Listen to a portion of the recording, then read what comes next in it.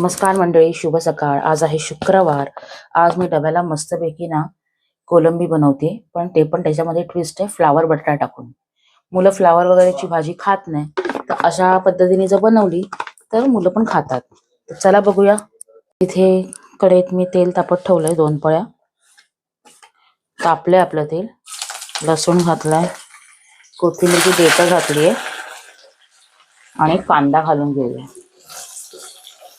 कांदा मी थोडा जाडसरच ठेवला. मोठी बटाटी स्वच्छ धुवून फोडी करून घेतल्या, त्याला बारीक बारीक अशा नाही, मीडियम साईज.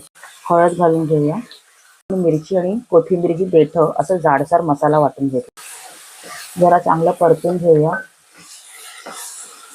फ्लावर टाकणार आहोत, मग फ्लावर लगेच शिजेल.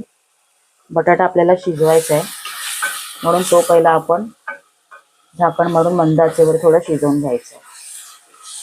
येतानाच मी कोलंबी घेतली बाजारातनं, मस्त अशी ताजी फडफडीत होती.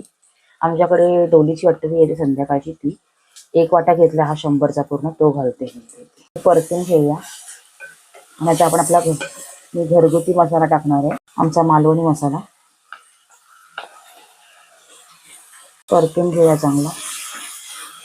लसूण पीस केलेली त्याच्यामध्ये मी हे पाणी थोडंसं घेतलं, त्याच्यात घालतो.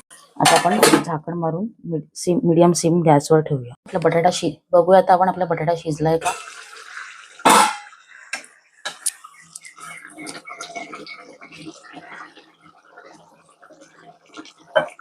हो, शिजलाय.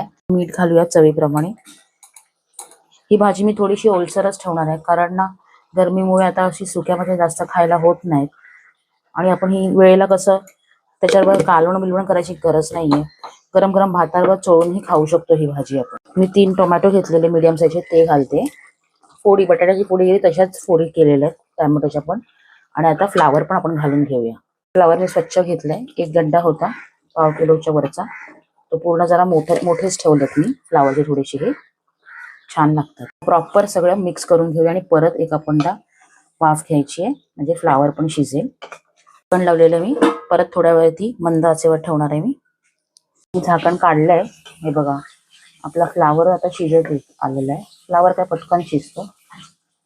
तर इथे आपण हे बघा, आपली भाजी कोलंबीची मस्त फ्लावर बटाटा तयार आहे. बघताय काय रसरशीत मस्त अशी तर्री आली आहे.